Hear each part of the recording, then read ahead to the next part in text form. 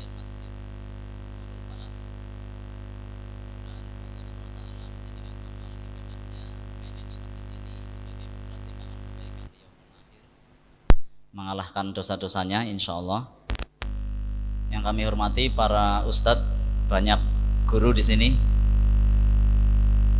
Yang kami hormati para aktivis sosial, para jamaah salat maghrib Masjid Nurul Falah, ibu-ibu dan bapak-bapak, saudara-saudara, hafizakumullah. Kami diminta oleh pengurus untuk mengkaji sebuah tema tentang keutamaan membaca Al-Quran. Sebuah tema yang tampaknya ringan tapi sesungguhnya tidak ringan. Kami angkat sebuah tema yang berjudul baca Quran keren banget. Bahasanya gaul ya. Masyaallah muslimin sekalian, tema ini sebetulnya selalu relevan dengan kehidupan kita. Pun kalau dikaitkan dengan hari ini kita berada di bulan Agustus sebagai hari kemerdekaan. Kaitannya apa? Kita bisa mengaitkan dengan logika bahwa nanti di alam barzakh kita akan ditanya man imamuka, siapa pemimpinmu. Maka jawabannya adalah bukan orang. Ketika kita ditanya siapa imam kita, pemimpin kita, jawabannya bukan orang, tapi jawabannya adalah Al-Quran. Imamuna, pemimpin kami adalah Al-Quran. Maka bagi seorang muslim sudah terbiasa menjadikan nilai-nilai, gagasan-gagasan atau narasi sebagai pemimpinnya. Dia bahkan tidak menyandarkan pada ketokohan seseorang. Dalam surat Al-Haqqah yang tadi kami baca di sholat, itu Allah bahkan mengancam kepada Nabi Muhammad, andaikan beliau mengarang-arang, mengubah-ubah isi kitab, maka Allah sendiri yang akan memotong urat nadinya. Masyaallah muslimin sekalian, kita masuk ke tema pembahasan, bahwa sesungguhnya membaca Al-Quran merupakan bisnis yang tidak pernah rugi. Jadi ini merupakan kesibukan yang tidak pernah bikin kita rugi. Allah berfirman di surat Al-Fatir ayat 29-30, alladzina yatluna kitaballahi wa aqamus shalah wa anfaqu mimma razaqnahum sirra wa alaniyah yarjuna tijaratan lan tabur. Orang-orang yang membaca kitab Allah, kemudian dia menegakkan sholat, kemudian dia berinfak dari rezeki yang dia terima, baik dalam keadaan sembunyi-sembunyi maupun terang-terangan, maka dia akan mendapatkan pahala dari sebuah bisnis perdagangan yang tidak pernah rugi. Liyuwaffiyahum ujurahum wa yazidahum min fadlihi innahu ghafurun syakur. Dalam kitab tafsirnya Ibnu Katsir rahimahullah mengatakan bahwa Qatadah mengomentari kitab ini, mengomentari ayat ini dengan mengatakan, Mutarrif bin Abdullah, yaitu seorang tabi'in yang hidup pada tahun 90 Hijriah, dia mengatakan jika membaca ayat ini, beliau mengatakan ini adalah ayat orang-orang yang suka membaca Al-Quran. Jadi ayat ini merupakan ayat bagi para qurra, orang-orang yang suka membaca Al-Quran. Kemudian dijelaskan oleh Asy-Syaukani siapa yang dimaksud dengan Al-Qurra, maka beliau kemudian mengatakan yakni orang-orang yang terus membacanya dan menjadikannya sebagai sebuah kebiasaan. Yastamiruna ala tilawah wa yudawimunaha. Itu orang-orang yang membiasakan diri membaca Al-Quran dan membiasakannya. Ibu-ibu dan bapak-bapak sekalian, kita tahu ini hadis sudah sangat populer ya di telinga kita. Ini hanya sekedar orientasi saja. Betapa Allah menjanjikan pahala besar bagi mereka yang suka membaca Al-Quran. Bahkan hitungannya per huruf. Jadi, ada berapa huruf Al-Quran ya? Kalau suratnya pasti hafal berapa ya? 114. Kalau juznya berapa? 30 ya. Kalau ayatnya Iya, 6.236. Iya. Nah, kalau hurufnya berapa? Ada ya? Ada, cuman kami catatannya tertinggal. An Abi Abdillah ibnu Mas'ud radhiyallahu anhu yaqul qala Rasulullah sallallahu alaihi wasallam man qira'a harfan min kitabillah falahu bihi hasanah wal hasanatu bi asyri amsalihha la aqulu alif lam mimun harfun walakin alifun harfun wa lamun harfun wa mimun harfun. Ini hadis rawahu Tirmidzi, dikatakan berderajat sahih. Jadi orang yang rajin membaca Al-Quran itu ruginya di mana? Apalagi surat Hud ayat 114 mengatakan innal hasanati yudhibnas sayyi'at. An Tamim Ad-Dari radhiyallahu anhu qala Rasulullah sallallahu alaihi wasallam man qara'a bi mi'ati ayatin fi lailah kutiba lahu qunutul lailah. Jadi siapa orangnya yang membaca 100 ayat dalam suatu malam, maka dituliskan baginya pahala seperti sholat sepanjang malam. Bahkan dalam hadis yang lain Rasulullah mengatakan, Rasulullah menawarkan pada para sahabat, ayyuhibbu ahadukum idza raja'a ila ahlihi ayyajida fihi thalatha khilafatin idhamin simanin. Apakah kamu suka salah seorang di antara kalian pulang ke rumah mendapatkan unta yang gemuk, lagi hamil dan ukurannya besar? Jadi sudah gemuk, hamil dan berukuran besar. Maka para sahabat menjawab na'am. Beliau mengatakan fathalatu ayatin yaqra'un bihinna ahadukum fi sholatihi. Jadi 3 ayat yang kamu baca di dalam sholat lebih baik daripada 3 ekor unta gemuk yang ukurannya besar dan sedang hamil, ya, sedang hamil. Jadi gak ada ruginya orang yang rajin membaca Al-Quran. Nah, ini kira-kira kalau kita lagi bete, kalau anak-anak bilang gabut, ya, itu apa yang dilakukan? Ya, banyak diantara kita yang bingung mau ngapain ya, akhirnya membuang-buang waktu tiktokan. Ya. Kalau sudah seumur 60 ke atas kayaknya nggak tiktokan ya Pak ya. Tapi mungkin umur 40-50 masih bisa itu nonton video YouTube short. Memang short itu 1 menit, tapi nontonnya 30 video ya. Itu bisa buat 1 juz sendiri. Ma'asyiral muslimin, an Aisyah radhiyallahu anha qalat qala Rasulullah sallallahu alaihi wasallam al-mahiru bil Qur'an ma'as safaratil kiramil bararah walladzi yaqra'ul Qur'an wa yatatatta'u fihi wa huwa alaihi syaqun lahu ajran. Hadis riwayat Muslim. Sudah kita sering dengar hadis ini. Tapi titik tekannya adalah, ibu-ibu dan bapak-bapak sekalian, hadis-hadis ini tidak menyebutkan bahwa orang-orang yang membaca Al-Quran dan mendapatkan pahala adalah orang-orang yang paham isinya. Jadi titik tekannya di situ. Hadis-hadis ini sama sekali tidak mengatakan bahwa membaca Al-Quran untuk mendapatkan pahala harus paham isinya. Ini berbeda dengan wirid.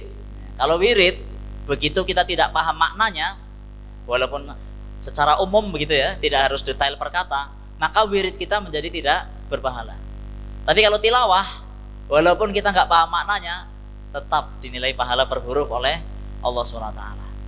Bahkan dijanjikan dengan seorang safaratil kiramil bararah, makhluk yang sangat indah ya, nanti ketika kita sudah masuk ke alam barzah.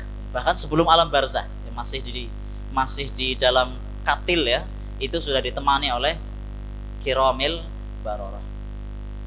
An Abi Umamah Al-Bahili radhiyallahu anhu qol sami'tu Rasulullah sallallahu alaihi wasallam yaqul iqra'ul Qur'an fa innahu ya'ti yaumal qiyamati syafi'an li ashabi. Jadi syafaat itu bukan hanya sholawat ya, dari Rasulullah, tapi juga salah satunya bisa kita peroleh dengan rajin-rajin membaca Al-Quran. Famanit taba'a hudaya fala yadillu wala yashqa. Jadi diriwayatkan oleh Ibnu Abbas, Allah SWT menjamin siapa yang mengikuti Al-Quran maka dia tidak akan tersesat di dunia dan tidak akan tersesat di akhirat. An Ibnu Abbas radhiyallahu anhu, dhammanallahu liman ittaba'al Qur'an Ada jaminan dari Allah bagi orang yang mengikuti Al-Quran. An la yadillu fid dunya wa la yusqa fil akhirah. Ibu dan bapak sekalian, jadi membaca Al-Quran walaupun belum paham maknanya itu tetap baik, nggak usah ragu-ragu. Ini ada sebuah penjelasan dari Imam Ahmad. Ra'aitullah azza wa jalla fil manam. Aku melihat Allah SWT di dalam tidurku, berjumpa dengan Allah dalam tidurku. Jadi dia bermimpi. Fakulta ya Robba ma afdola ma taqarraba bihil mutaqarribuna ilaika. Wahai Tuhanku, ini Imam Ahmad bertanya kepada Allah dalam tidurnya, wahai Tuhanku, apa yang terbaik bagi seorang hamba yang ingin mendekatkan diri kepadamu? Pertanyaan Imam Ahmad kepada Allah dalam mimpi. Gak usah dikaji mengenai apakah ini wahyu atau bukan, gak usah. Itu nanti bahasanya lain lagi. Yang jelas Imam Ahmad meriwayatkan dalam kitab Ihya Ulumuddinnya Imam Al-Ghazali ini, beliau mengatakan bertemu dengan Allah dan dia bertanya pada Allah. Maka apa jawaban Allah? Qala bikalami ya Ahmad. Wahai Ahmad, cara terbaik seorang hamba untuk taqarrub kepadaku adalah dengan membaca firmanku. Bikalami ya Ahmad. Qala qultu ya Robba. Kemudian Imam Ahmad bertanya lagi, Tuhanku, bifahmin au bi ghairi fahmin. Apakah bacanya harus dengan pemahaman atau boleh bacanya nggak ngerti? Maka Allah menjawab, bifahmin wa bi ghairi fahmin. Baik paham maupun tidak paham, tidak apa-apa. Jadi pahala ini bukan hanya bagi orang yang membaca Al-Quran dan tahu maknanya, kaum muslimin sekalian, namun juga bagi yang membaca tapi belum paham maknanya. Demikian untuk pembahasan mengenai apakah ini berjumpa dengan Allah atau itu mohon maaf ya, itu tempatnya lain lagi, pengajiannya lain lagi. Yang jelas kita mendapati penguatan ya, motivasi bahwa membaca Al-Quran berpahala tidak harus memahami maknanya. Walaupun memang pahala orang yang memahami Al-Quran lebih banyak karena merenungi isi ayat-ayat Al-Quran. Dengan merenungi isi ayat-ayat Al-Quran lebih dekat dengan tujuan diturunkannya Al-Quran. Maqasidul Quran lebih bisa dicapai oleh orang yang membaca Al-Quran dengan pemahaman. Maka ya, tidak sepatutnya kaum muslimin mencukupkan diri dengan membaca Al-Quran tanpa paham isinya. Jadi sudah sepatutnya setiap muslim berupaya memahami isinya juga. Demikian sesuai dengan pesan Allah di surat Shad ayat 29, Kitabun anzalnahu ilaika mubarakun liyadabbaru ayatihi wa liyatadzakkara ulul albab. Ini adalah sebuah kitab yang kami turunkan kepadamu penuh dengan berkah supaya mereka memperhatikan ayat-ayatnya dan supaya mendapatkan pelajaran bagi orang yang mempunyai pikiran. Demikian surat Shad ayat 29. Kaum muslimin sekalian, masih dengan tema motivasi memperbanyak kita membaca Al-Quran. Setiap saat, setiap waktu, jika ada waktu luang ya, kita baca Al-Quran. Sehari luangkan, kita selalu membaca Al-Quran. Nah, ini manfaat rutin membaca Al-Quran. Fawaidu qiraatil Quran mustamir. Manfaat rutin membaca Al-Quran. Kita kutipkan dari beberapa ucapan para ulama, di antaranya Abdul Malik bin Umair. Beliau mengatakan, Asyahsul wahid alladhi yabqa syaban wala yunsa huwalladhi yaqra'ul Qur'anu daima. Satu-satunya manusia yang tidak tua, tetap awet muda dan tidak pelupa adalah orang yang selalu membaca Al-Quran. Bapak Ibu pengen buatan pikun atau pengen pikun? Insya Allah ya, kita pengen gak pikun. Nah caranya, ini dikatakan oleh Abdul Malik bin Umar, banyak-banyak membaca Al-Quran. Ashabul uqul as-sofiyah hum qura'ul Quran. Masih menurut beliau, manusia yang paling jernih akalnya adalah para pembaca Al-Quran. Jadi para sahabat itu dulu tidak disibukkan dengan mengkaji filosofi Romawi dan Yunani, negara-negara yang kuat saat itu, Persia. Para sahabat tidak disibukkan dengan teknologi dan sains mereka dalam mengatur kehidupan. Para sahabat lebih disibukkan dengan Al-Quran. Meskipun dengan Al-Quran itu kemudian mereka punya jiwa terbuka dengan perkembangan zaman. Jadi tidak menutup diri. Bahkan Al-Quran menyuruh kita menerima kebaikan dari manapun sumbernya.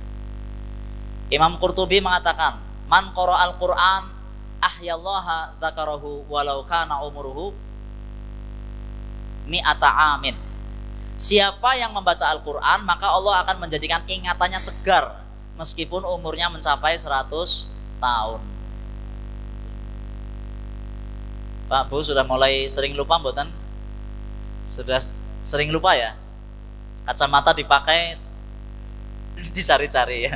Kacamata di mana sih? Atau apa tadi barang barusan diletakkan di mana? Ya nggak usah bapak lah. Saya saja sudah begitu. Masih 48 ini sudah pelupa seperti itu. Nah maka ini ada kiat ini.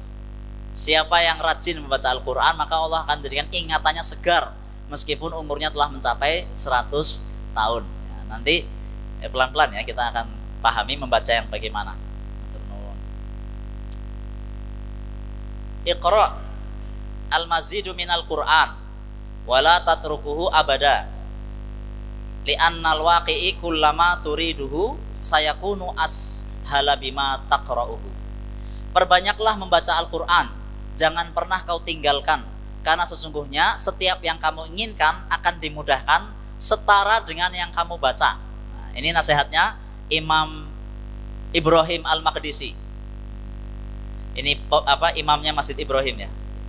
Posisinya di Al-Aqsa di Palestina. Dia memberi nasihat kepada kita semua. Kalau ingin dimudahkan dalam urusan kita, maka seberapa banyak kita baca Quran, sebesar itu pula pintu kemudahan dari Allah akan dibuka. Ini mungkin pesan seperti ini sering Bapak Ibu dengar, kaitannya juga dengan sholat ya. Sholat berjamaah di masjid. Berarti nanti bisa dikaitkan. Berarti sholat yang bacaan Qur'annya berkualitas. Sholat yang bacaan Qur'annya berkualitas. Nah, kami juga senang ini Masjid Nurul Falah, imamnya cukup hafalan Qur'annya cukup banyak. Alhamdulillah hafid malah ya.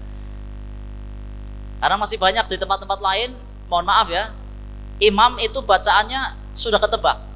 Jadi kalau Senin Alam Taro sama Al-Kafirun, ya nanti Selasa udah ketebak. Kalau imam yang ini bacaannya itu gitu. Nah, insya Allah di Nurul Falah tidak. Berkata Ibnu Shalah, bahwasanya para malaikat tidak diberi keutamaan untuk membaca Al-Quran. Maka oleh karena itu para malaikat bersemangat untuk selalu mendengar saja dari bacaan manusia. Senang tidak Pak Bu? Kalau kita baca Quran banyak malaikat ngerubungin kita ya, untuk berdesak-desakan mendengarkan bacaan Al-Quran kita. Berkata Abu Zanad, di tengah malam aku keluar menuju masjid Rasulullah SAW. Ini berarti sahabat ya. Sungguh tidak ada satu rumah pun yang aku lewati melainkan padanya ada yang membaca Al-Quran. Pak Bu, bayangkan tengah malam itu jam berapa? Tengah malam kira-kira jam 2-an ya, jam 1 ya, jam 1 jam 2. Ini ada seorang sahabat yang bergerak keluar menuju ke Masjid Madinah, Masjid Nabawi, dan di sepanjang perjalanan setiap ada rumah selalu di dalamnya ada suara tilawah. Bandingkan dengan kita sekarang, kalau bangun malam jam 2 jalan-jalan dengernya apa Bu?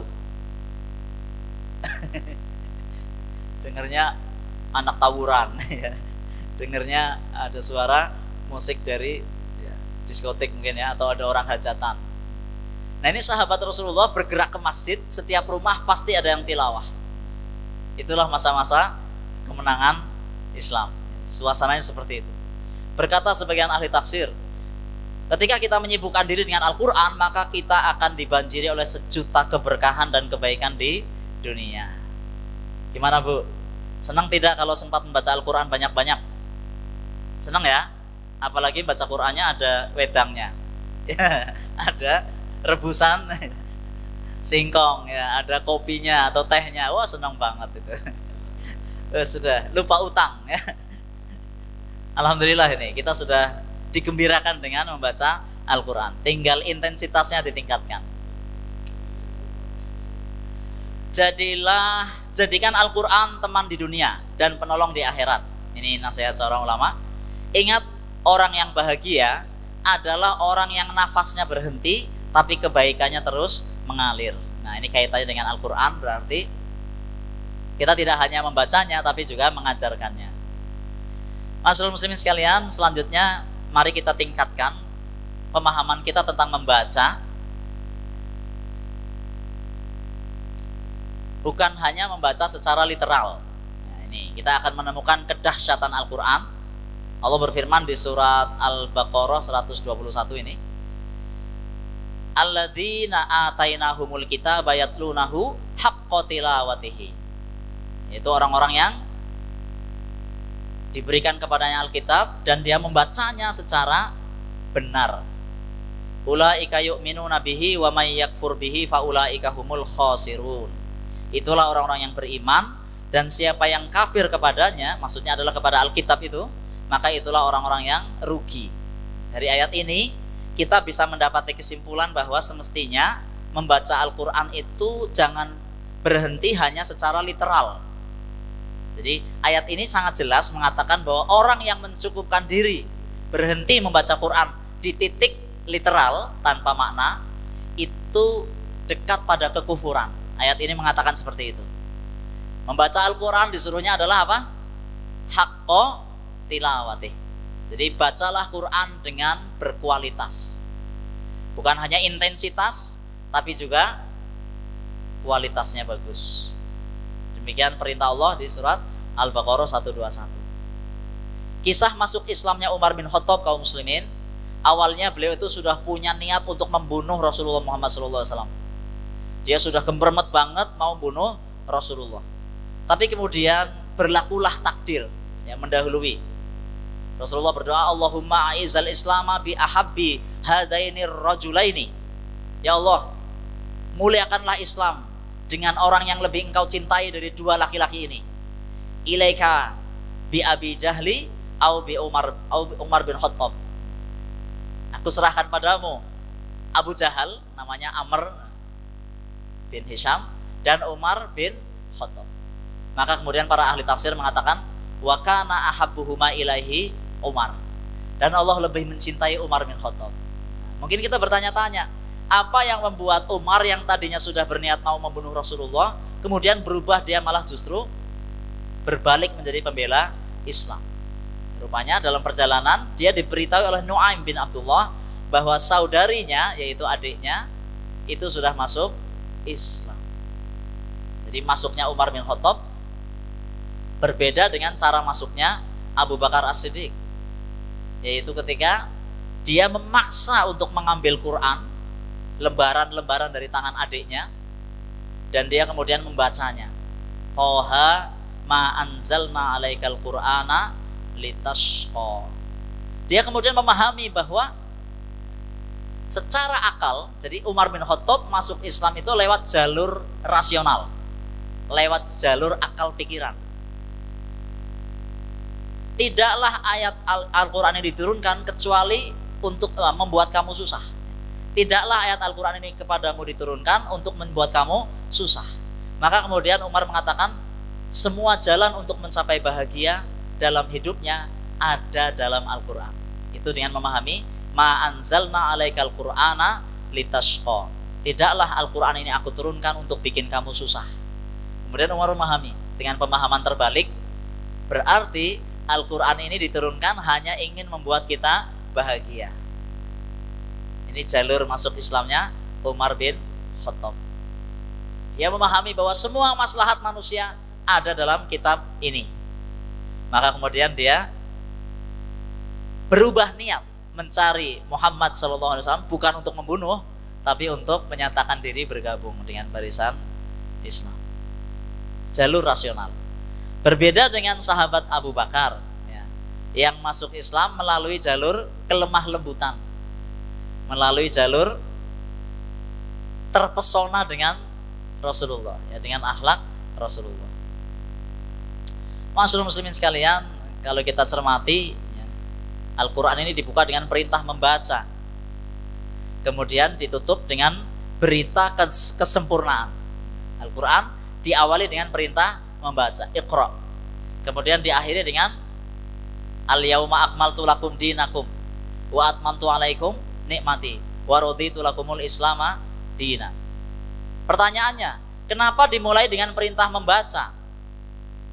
Maka jawabannya adalah agar sebelum Allah membuka hakikat segala hal tentang apapun ya, tentang hidup ini, manusia lebih dulu sudah membuka alam pikirannya dengan berpikir hal-hal yang biasa tidak difikirkan oleh manusia.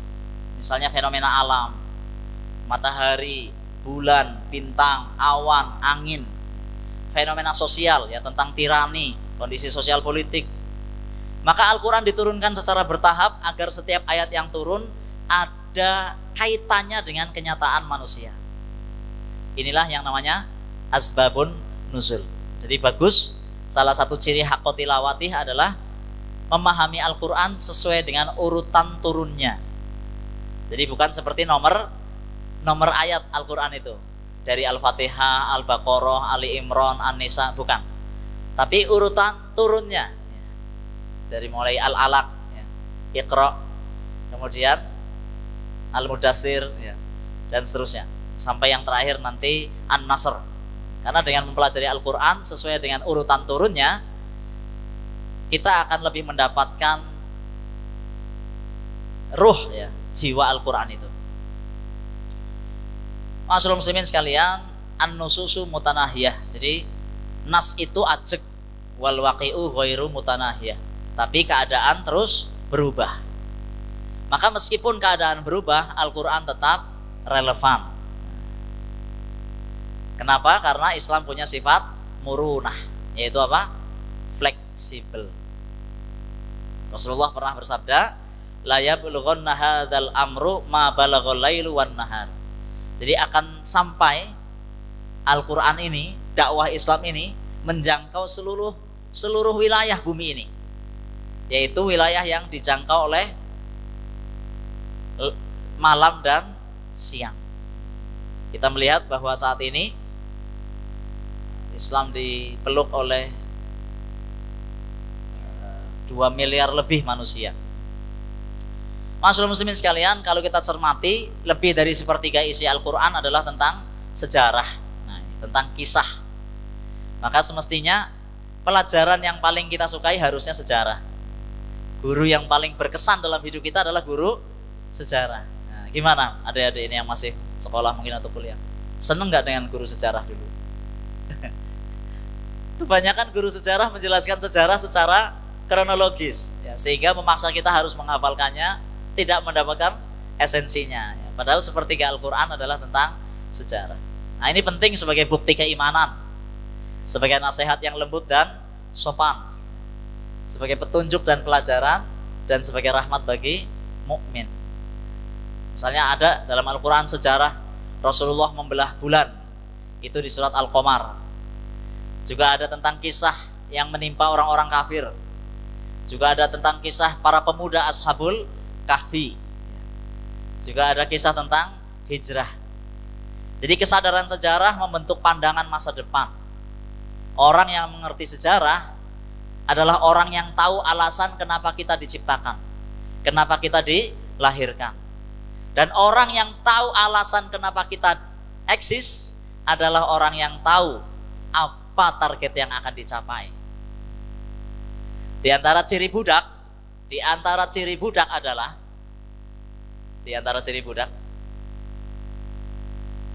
dia pengen kalau lagi sibuk itu istirahat. Kalau lagi banyak pekerjaan pengennya istirahat. Tapi nanti giliran dikasih waktu kosong, dia bingung, nggak ngapa-ngapain, sampai dia bosan dengan waktu kosongnya itu. Nah, ini di antara ciri budak. Penyebabnya apa? Karena tidak punya visi, tidak punya target, tidak punya rencana-rencana kerja dan aksi. Ini sifat-sifat budak ini. Nah, jadi sangat relevan dengan bulan Agustus ini. Salah satu sifat budak adalah apa? Lebih menghormati bangsa-bangsa lain, mengatakan bahwa negara lain lebih kuat, lebih hebat. Misalnya begini, ini soal fisik aja. Hidungnya bangir kayak orang Arab. Kulitnya putih, matanya lebar kayak opa-opa Korea. Nah, ini contoh orang yang lebih membanggakan fisik bangsa asing dan mengatakan bahwa mereka lebih hebat daripada kita. Ini hanya contoh dari sisi fisik. Padahal sesungguhnya orang-orang Eropa juga nyari wanita-wanita Asia model kayak ibu-ibu itu. Iya, yang ukuran badannya semampai, ya, semeter pun tak sampai. Warna kulitnya coklat, ya. Iya. Hidungnya ya kurang bangir dikit gitu ya. Itu orang-orang Eropa suka banget itu. Katanya cantik katanya. Iya, seperti itu. Jadi kaum muslimin, ini Al-Qur'an membebaskan. Kita disuruh untuk tunduk hanya kepada tulisan, kepada ide dan gagasan. Bukan kepada orang, bukan kepada bangsa. Kenapa? Karena manusia memang punya sifat inferior. Jadi manusia punya sifat pengen tunduk, taat, dan patuh. Kepada siapa? Yang lebih kuat, yang lebih hebat, yang lebih besar, yang lebih luas jaringannya, yang lebih kaya, dan seterusnya. Manusia punya sifat inferior. Maka Al-Quran turun, salah satu tujuannya adalah untuk membebaskan. Bahwa ketundukan yang terbaik, ketundukan yang benar menurut syariat adalah hanya kepada Allah SWT. Nah, ini contoh-contoh haqqo tilawati. Al-ulama warathatul anbiya. Memang dalam mempelajari Al-Quran kita harus mengandalkan mereka ini ya, para ulama yang telah menyusun kaidah-kaidah fikih, usul fikih, ilmu tafsir ya, dan seterusnya ya, mereka ibarat bintang-bintang di malam hari. Nah, ini dia haqqo tilawati. Datangilah Al-Quran dengan semangat mencari inspirasi. Ibu dan bapak sekalian, inna hadzal qur'ana yahdi lillati hiya aqwam wa yubasysyirul mu'minina alladzina ya'maluna sholihati anna lahum ajron hasanah. Misal pasca pandemi ada fenomena apa? Misalnya ada fenomena perubahan iklim. Ini dampak apa? Dampak materialisme, konsumerisme. Pabrik buka 24 jam, orang bekerja dalam 3 shift. Bahan baku dieksploitasi, mineral bumi digali, maka akan terjadi kerusakan iklim. Bagaimana Al-Quran mengingatkan kita? Dzaharul fasadu fil barri wal bahri bima kasabat aydin nas. Implementasinya bagaimana? Ini generasi muda.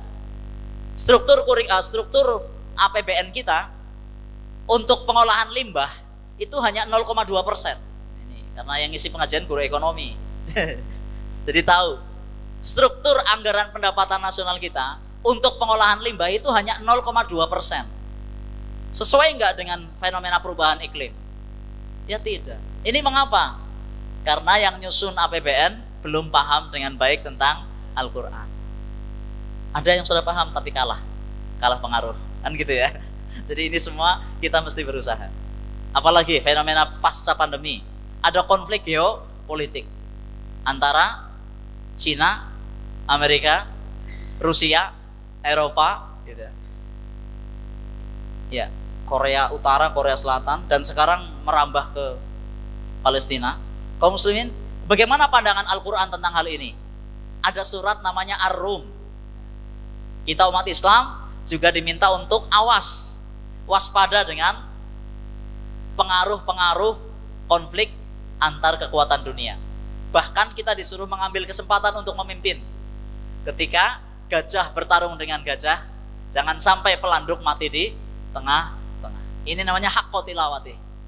Jadi membaca Al-Quran membuat kita punya visi global.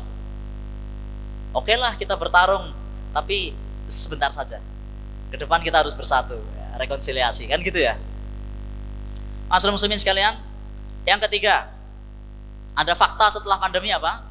Krisis ekonomi. Bagaimana Al-Quran memandang hal ini? Ya, misalnya di surat Al-Hasyr.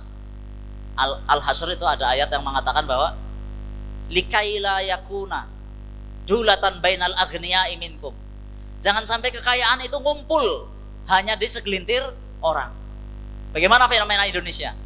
70% kekayaan dikuasai hanya oleh kurang dari 1% orang. Nah, ini masalah. Ini masalah ini. Ya, ini yang perlu kita perbaiki ke depan. Dan gak akan mungkin kita bisa memperbaiki ini kalau kita konflik terus. Apa? Cebong kampret 0102 ya kan? Termasuk merah, kuning, hijau. Ya. Kiri, tengah, kanan. Itu juga membuat kita jadi lemah. Termasuk rasa benci kita pada ras tertentu. Ya, di antara kita masih ada rasa benci itu. Itu pemahaman jahiliyah yang sebetulnya Islam sama sekali jauh dari hal itu. Kita lahir nggak mesen mau jadi Cina, mau jadi Arab, mau jadi Jawa. Kita nggak mesen. Allah yang mentakdirkan. Tapi kita jadi Indonesia, tapi kita jadi Islam adalah pilihan. Masyaallah muslimin, ini juga fenomena tentang kelangkaan elit pemimpin dari kalangan umat. Satu saja dihalang-halangi kan gitu ya, dicegel sana sini katanya begitu. Kemarin baru ada yang meninggal pemimpin kita. Siapa namanya? Ismail Haniyah, ya, salah satu pemimpin umat Islam dunia, salah satu pemimpin umat Islam. Jadi ini kelangkaan kepemimpinan. Bagaimana 270 juta kok capresnya hanya 3 misalnya. Nah, ini krisis kepemimpinan kita ini. Masyaallah muslimin, ini semua contoh-contoh. Nah, kita mesti membaca Al-Quran jangan hanya berhenti pada tataran huruf ala harfin. Dan itu diancam oleh Allah di surat Al-Hajj ayat 11. Jadi kita nggak boleh puas membaca Al-Quran hanya pada level huruf-huruf, simbol-simbol, meskipun itu berpahala besar. Karena sudah masuk waktu Isya, mari kita saksikan sebuah film tentang orang yang sakaratul maut sambil melantunkan ayat-ayat Al-Quran. Mudah-mudahan bisa menjadi pelajaran buat kita semua.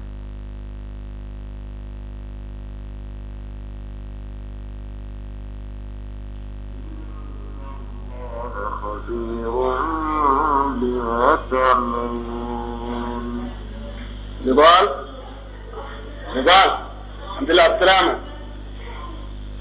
نضال ولا تكونوا كالذين نسوا الله فأنساهم أنفسهم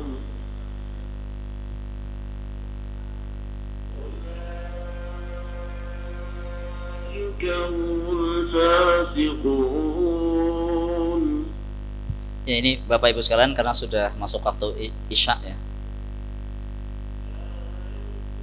Melalui film ini kami ingin menggugah kita semua di sini. Kira-kira nanti sakarot kita seperti apa? Akankah sakarot kita bisa melantunkan ayat-ayat Al-Quran seperti ini? Boro-boro bisa baca Al-Quran, menyebut nama Allah saja nggak ada jaminan. Makanya salah satu kalimat yang perlu dipegang adalah bagaimana cara kita hidup, begitu pula cara kita mati. Kalau cara hidup kita dekat dengan Al-Quran, insya Allah begini cara kita mati. Aqulu qouli hadza wastaghfirullah li wa lakum. Mari kita tutup dengan membaca doa penutup majelis. Subhanakallahumma wa bihamdika asyhadu an la ilaha illa anta astaghfiruka wa atubu ilaik. Mohon maaf. Wassalamualaikum warahmatullahi wabarakatuh.